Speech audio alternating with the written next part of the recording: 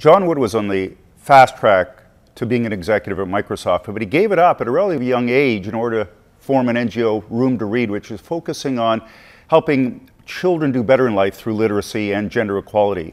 Delighted to have John here in Montreal today. Good morning, John. Good morning.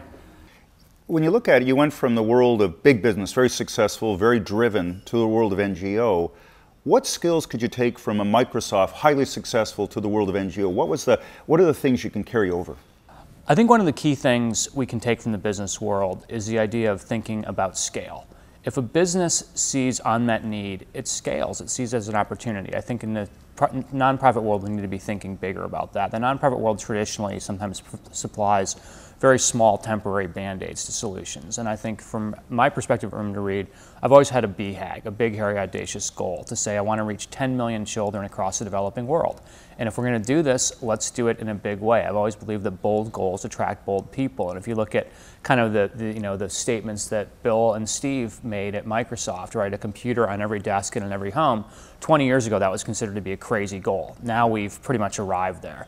You look at the way that large companies set goals, whether it be Google or Facebook. Well, I think the charity sector can do that same thing. People told me it was hubristic that I thought we'd reach 10 million children at Room to Read by the year 2020, given that we were starting from scratch. Well, the good news for us is we're actually going to reach 10 million children by the year 2015 across 10 countries in the developing world. So I think bold thinking from the business sector. Also, leadership, of being able to go out and inspire people to say, we can do this, we can make a big impact on the world. And sometimes I think charities are told they should think small, and really I think the NGO world should be thinking big.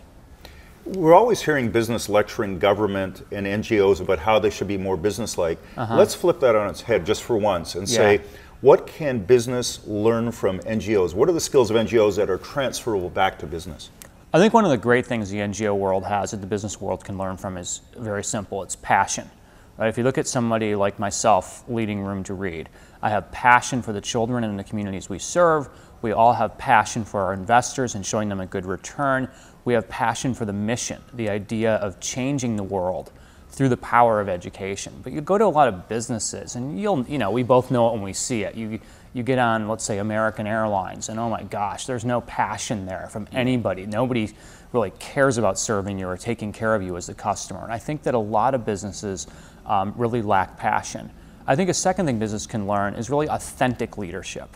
Right? The business world today has a lot of fake leadership. And I'm not saying there's not some great leaders in the business world, but there's also a lot of people who are just kind of going through, ticking the box day to day, and they're not inspiring leaders. I think in the charitable world, you actually do have a lot of just fantastic leaders. You've got Scott Harrison at Charity Water, Charles Best at Donors Choose, Wendy Kopp at Teach for America, just some fantastic leaders who are very, very authentic, and people want to follow them. I'll give you an example of this. At Room to Read, we have volunteer chapters in over 57 cities around the world with over 10,000 volunteers involved in them. These are busy people who have day jobs, they have families, but they volunteer their time to raise money for Room to Read so that we can help more kids in more places.